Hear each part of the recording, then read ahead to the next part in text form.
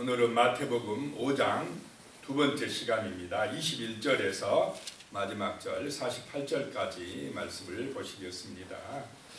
예수님께서 산상수훈의 말씀을 하시고 계십니다.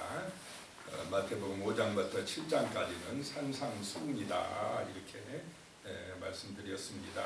21절에 보시면 옛사람에게 말한 바 살인하지 말라. 누구든지 살인하면 심판을 받게 되리라 하였다는 것을 너희가 들었으나, 모세의 율법에 보면 십계명에 보면 살인하지 말라라고 했는데 예수님은 그 십계명을 더 강화시키고 있습니다. 모세의 율법을 더 강화시켜서 그 율법의 정신까지 이해해야 된다라고 하는데요.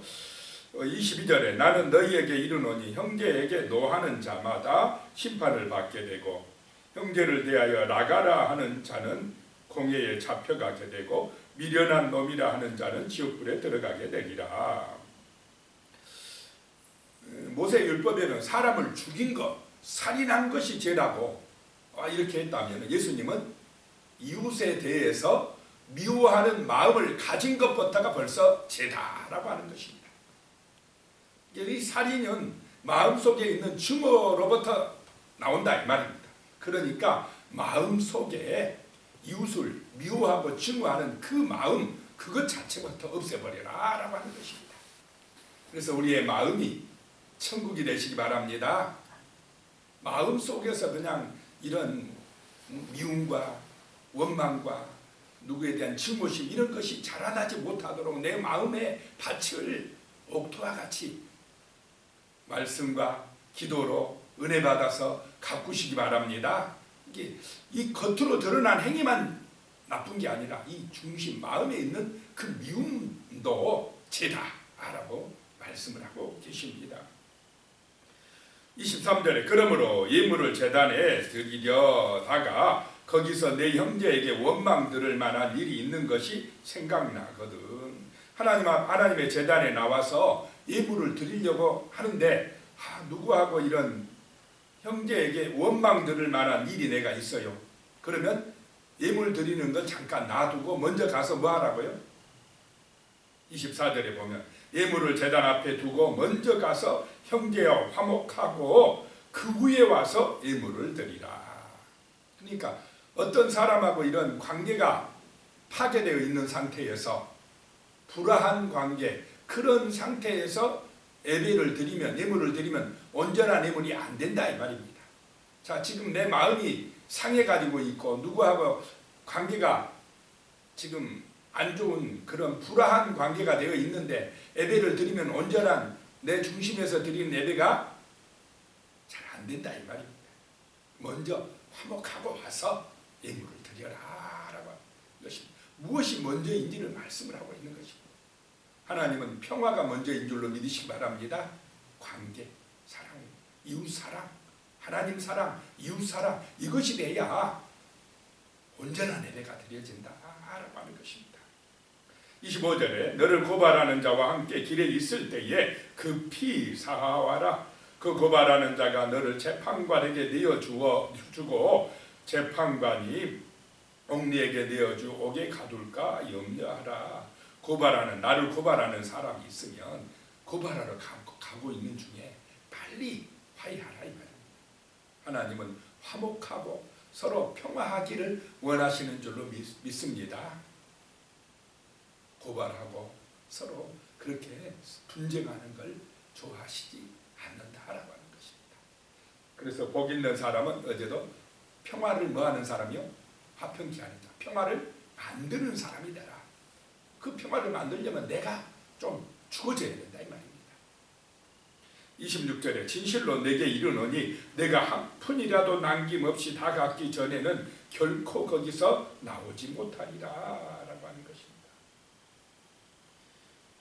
이 지금 말씀들은 하나님의 백성들의 실제 생활의 원리입니다. 정신이다 이 말입니다. 정신, 가치가 되는 것들이라고 하는 것입니다. 항상 먼저 좀 화해하고 이웃과 좋게 지내고 그것이 중요하다라고 하는 것입니다. 그 다음에 27절에 보면요, 간음하지 말라 하였다는 것을 너희가 들었으나 28절에요. 나는 너희에게 이르노니 음욕을 품고 여자를 보는 자마다 마음에 이미 간음하였느니라. 그러니까 모세의 율법에는 간음한 것만 죄로 여겨서, 그럼 간음한 게 안 나타나면 이제 죄가 아니다 이런 식으로 했는데, 예수님은 그 마음 속에 음욕을 품은 것부터 벌써 간음합니다. 마음의 죄부터 이게 문제다 라고 지적하는 줄로 믿으시기 바랍니다. 모든 죄의 근원은 어디서부터 나옵니까? 이 마음에서부터 나온다는 것입니다. 그러니까 중심, 너희 마음을 온전하게 하라 라고 하는 것입니다. 죄의 근원부터 해결하라 라고 하는, 마음에 은혜 받아야 된다. 마음에 말씀이 있어야 된다. 이 마음이 정말 하나님의 성령으로 충만해야 된다. 그래야 죄로부터 우리는 멀어진다는 것입니다. 죄짓지 않는 삶을 산다라고 하는 것입니다. 근데 모세의 율법 구약은 단순히 외적인 행위에만 초점을 두는 경우가 많다면, 예수님은 그걸 더 강화시켜 가지고 이 마음 중심에서부터 아예 죄의 뿌리를 없애버려라 라고 하는 그런 말씀입니다. 29절에 만일 내 오른 눈이 너로 실족하게 하거든 빼어내버리라. 내 백체 중에 하나가 없어지고 온몸이 지옥에 던져지지 않는 것이 유익하며 그랬습니다.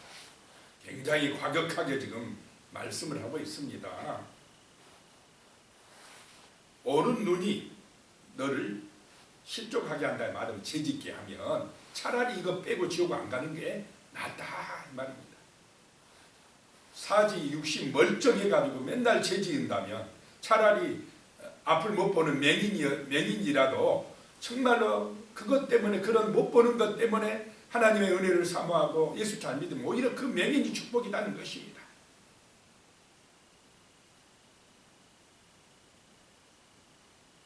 그 다음에 30절에 또 만일 내 오른손이 너를 실족하게 하거든 찍어내버리라. 내 백체 중 하나가 없어지고 온몸이 지옥에 던져지지 않는 것이 유익하니라 라고 말씀하고 있습니다. 참 우리 몸과 영혼이 지옥불에 떨어져 버린다면 그게 영벌, 영원한 심판을 받을 수밖에 없지 않습니까? 그러니 그런 죄악에 빠진다면 이 손도 찍어버리라 라고 하는, 그만큼 정말 우리는 죄와 싸워 이겨야 된다는 것인 줄로 믿습니다. 그만큼 우리의 중심에 정말로 온전한 마음으로 이 마음밭을 잘 관리하라 라고 하는 것입니다. 31절에 보면요, 또 일러스되 누구든지 아내를 버리려거든 이혼 증서를 줄 것이라 하였으나, 모세 율법에 아내를 버리려거든 이혼 증서를 써줘라. 그것도 여자들을 보호하기 위한 법이라 그랬습니다. 너무나 함부로 여자들을 내쫓으니까. 그런데 예수님은 32절에 나는 너희에게 이르노니 누구든지 음행한 이유 없이 아내를 버리면 이는 그로 간음하게 하며 또 누구든지 버림받은 여자에게 장가드는 자도 간음함이니라. 함부로 이혼증서 써주지 말아라. 음행한 이유 없이 아내를 내쫓지 마라 하고 아예 금지시켜버립니다.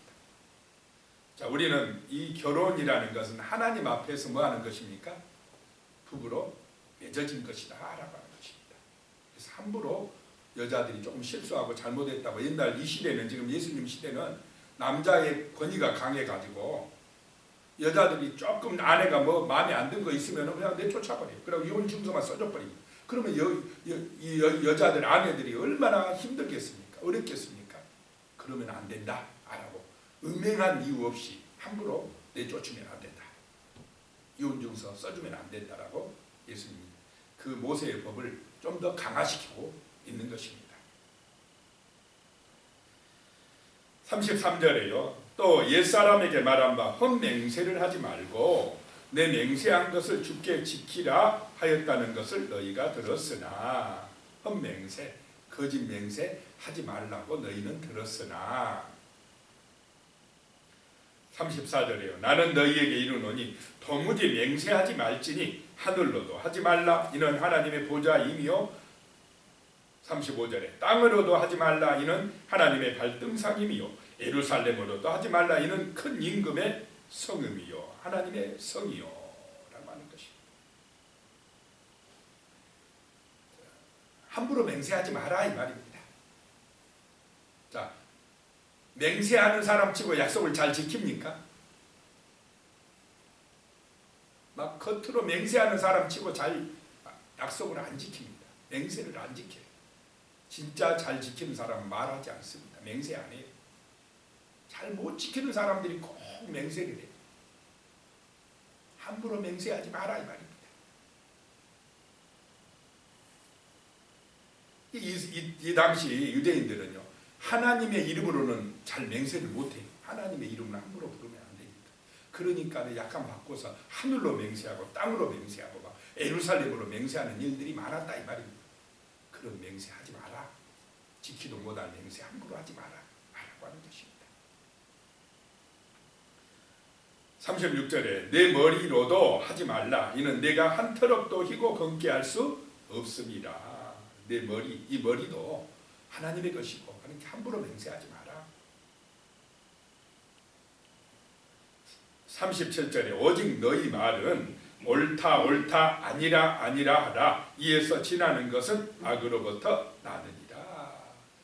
내가 할 수 있는 것은 예 그러고 할 수 없는 경우 내가 도저히 못하는 경우 아니요 못하겠습니다. 둘 중에 하나만 해라 이 말이에요. 할 수 있는 것은 예 하고 내가 못할 것 같으면 아니요 라고 하라 이 말입니다. 맹세하지 말라는 것입니다. 38절이에요. 또 눈은 눈으로 이는 이로 갚으라 하였다는 것을 너희가 들었으나 이게 모세의 율법에 나오는 그런 내용인데 이 고대 옛날 시대에는 내가 눈 하나 빠졌으면 당했으면 이 사람이 보복할 때는 눈 하나만 빼려고 하겠습니까? 죽이려고 하겠습니까? 더 안 갚음을 하려고 해요. 더 심하게. 이 하나 빠졌으면 가가지고는 이 하나가 아니라 이제 아예 죽이려고 하니까 내가 당한 대로만 해. 이 말은 그만큼 절제시키기 위한 법이었습니다. 자기 본성 때문에 막 화가 나가지고 함부로 생명을 해하지 못하게 하기 위한 받은 만큼 내가 받은 만큼만 해 라고 하는 것이고 이거는 재판장들이 선언하는 그런 법이었습니다. 그런데 예수님은 39절이에요. 나는 너희에게 이르노니 악한 자를 대적하지 말라. 누구든지 내 오른뺨을 치거든 왼편도 돌려대며 대적하지 말어. 원수 갚으려고 하지 말어 이 말입니다. 원수는 누구한테 맡겨야 됩니까? 하나님한테 맡기라 이 말입니다. 하나님이 징계하신다. 내가 보복하지 말라. 보복하는 순간에 그 사람 자신의 인생도 어떻게 돼버립니까? 망가져버려요. 같이 죽는 것이 돼버립니다. 용서해야 내가 살아요. 참아야 내가 산다 이 말입니다. 아무리 화가 나도 도저히 용서할 수 없는 것도 대적하고 보복하는 순간에 같이 빠져 죽어버립니다. 내 인생도 불행해지고 만다라고 하는 것입니다.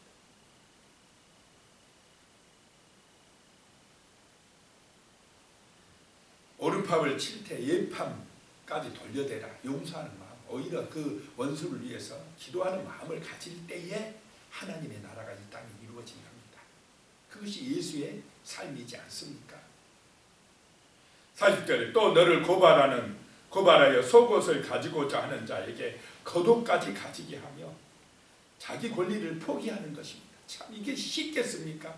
내가 죽지 아니하면 안 되는 것이고 하나님의 은혜가 아니면 살 수가 없는 이런 희생의 삶이 바로 하나님의 나라에 가는 성도의 삶이다. 그래서 좁은 길이라는 것입니다. 그런데 그렇게 살 때에 사람들이 살아나요. 하나님의 나라가 이루어진다 이 말입니다. 이게 십자가의 사랑의 가치입니다. 41절에 또 누구든지 너를 억지로 오리를 가게 하거든 그 사람과 심리를 동행하고 이게 이 당시에 로마의 강제징용법이 있는데 군인들이 가다가요 어떤 사람 보고 당신 나하고 좀 같이 가줘 이러면 같이 가줘야 된다. 오리를 가자 하면 심리까지 같이 가져라. 라고 하는 것입니다. 넉넉하게 기쁜 마음으로 그렇게 해줘라. 42절에 내게 구하는 자에게 주며 내게 꾸고자 하는 자에게 거절하지 말라. 내게 없으면 할 수 없지만 있는데 좀 도와줘라. 그렇다고 해서 만약 예를 들어서 분별력은 좀 있어야 될 것입니다. 마약 살라고 돈 꿔주라면 꿔주면 됩니까? 안 됩니까? 막 방탕한 사람이 술 먹겠다고 돈 내놓으라, 돈 꿔주라 그러면 이 지혜가 있어야 돼. 도와주되 정말 좀 분별력을 가지고 마약이나 사기꾼 같은 사람들이 속이려고 막 그럴 때는 그거를 분별할 수 있는 지혜는 있어야 됩니다. 사람을 살리기 위해서 우리는 선행을 베풀어야 될 줄로 믿습니다. 그 사람이 죄악으로 빠지고 더 방탕한 길로 빠질 때는 그거는 지혜롭게 해야 된다라고 하는 것입니다. 그 다음에 이제 43절로 갑니다. 또 내 이웃을 사랑하고 내 원수를 미워하라 하였다는 것을 너희가 들었으나. 이웃을 사랑하고 원수를 미워하라. 구약 성경에는 원수를 미워하라 하는 말은 없습니다. 그런데 랍비들이 이제 이거를 이렇게 랍비들이 정했던 어떤 그런 전통이 있었는가 봅니다. 그렇게 들었으나 44절에 나는 너희에게 이르노니 너희 원수를 사랑하며 너희를 박해하는 자를 위하여 기도하라. 자, 모세의 그 랍비들의 전통보다 어떻게 합니까? 예수님은 율법보다 더 강화시키고 있습니다. 원수까지도 뭐 하라요? 사랑하라. 너희를 힘들게 하고 너희를 그냥 박해하는 그 사람들을 위해서 뭐 하라요? 기도하라 라고 하는 것입니다. 우리가 기도할 때에 그냥 내 문제만 가지고 기도하거나 또 뭐 그러기보다는 나 힘들게 하는 그 사람, 그 영혼을 위해서 기도하라 이 말입니다. 정말로 간절하게 기도하면 그 사람이 바뀌든지 그 사람이 안 바뀌면 누가 바뀝니까? 내가 바뀝니다. 내가 기도하면, 간절하게 기도하면 그 영혼이 구원받든지 아니면 내가 바뀌고 내가 나도 좀 험비 있지 않나, 내 자신을 돌아보고 내가 마음이 넓어져 버리고 내가 은혜 받아버리면 문제가 해결될 줄로 믿습니다. 기도하라. 기도하라라는 것입니다. 미워하지 말고 원수 갚지 말고 기도하라 하는 것입니다. 45절에 이같이 한즉 하늘에 계신 너희 아버지의 아들이 되리니 이는 하나님이 그 해를 악인과 선인에게 비추시며 비를 의로운 자와 불의한 자에게 내려주심이니라. 그 악인들이라 해도 지금 사단한테 쏘아가지고 사단의 포로 되어서 문제지, 그 악인들도 하나님의 형상을 따라 창조된 구원받아야 될 영혼들이다 이 말입니다. 마귀가 원수지 사람이 원수는 아니라는 것입니다. 붙들려가지고 마귀한테 붙들려가지고 그렇게 참 노예생활하는 거 불쌍한 영혼이라고 생각하고 기도하라는 것입니다. 46절에 너희가 너희를 사랑하는 자를 사랑하면 무슨 상이 있으리요? 세리도 이같이 아니하느냐. 나한테 잘해주는 사람한테만 잘해주는 거 그거 뭐 세리들도 그러는데 우리는 좀 더 차원이 높아야 되지 않느냐라고 하는 것입니다. 47절에 또 너희가 너희 형제에게만 무난하면 남보다 더하는 것이 무엇이냐? 이방인들도 이같이 하지 않느냐? 자기 형제, 자기 가족들에게만 잘하는 거는 세상 사람도 다 그렇지 않느냐? 근데 우리는 하나님 나라 백성이 되었으면 원수까지도 기도할 줄 알고 사랑하며 그들도 기도할 줄 아는 사람이 되어야 하지 않겠느냐? 그래야 세상에 빛이 되고 소금이 되지 않겠습니까? 세상 사람 수준에만 머물러서는 안 된다라고 하는 것입니다. 48절에 그러므로 하늘에 계신 너희 아버지의 온전하신 같이 너희도 온전하다라고 하는 것입니다. 온전하다라고 하는 것은 하나님의 뜻을 이루는 것입니다. 하나님의 형상을 회복하는 것이고 거룩해지는 것입니다. 말씀에 순종하는 것입니다. 자, 이런 은혜가 우리에게 임하시기를 축복합니다. 오늘 말씀을 기억하면서 같이 기도드리겠습니다. 살아계신 하나님 아버지, 정말 우리의 마음을 잘 관리할 수 있도록 도와주시옵소서. 우리의 마음의 중심에 성령의 감동과 은혜가 충만해질 수 있도록 도와주시옵소서. 내 마음밭이 옥토가 되어지게 하여 주시옵소서. 이 마음 속에 정말로 미움과 원망과 이런 시기와 질투와 악한 것들이 역사하지 못하도록 하나님의 말씀으로 은혜를 내려 주시옵소서. 이 마음에 정말로 하나님의 사랑과 감사함과 정말로 정결함과 온전함과 이 마음에 정말 하나님의 나라가 이루어지는 은혜가 임할 수 있도록 도와주시옵소서. 하나님 진실한 사랑, 아버지와 진실한 믿음을 가지고 살아갈 수 있도록 도와주시옵소서. 원수를 위해서도 사랑하며 그들을 위해서 기도할 수 있는 그런 믿음의 마음을 허락하여 주시고 예수 그리스도를 본받아서 우리도 온전한 삶이 되어질 수 있도록 하나님 아버지 도와주시고 인도하여 주시옵소서. 예수님의 이름으로 기도드리오며 이제는 우리 주 예수 그리스도의 은혜와 하나님 아버지의 무한하신 사랑과 성령님의 교통하시고 함께하시고 도우시는 은혜가 영원히 함께하시기를 간절히 축원하옵나이다. 아멘.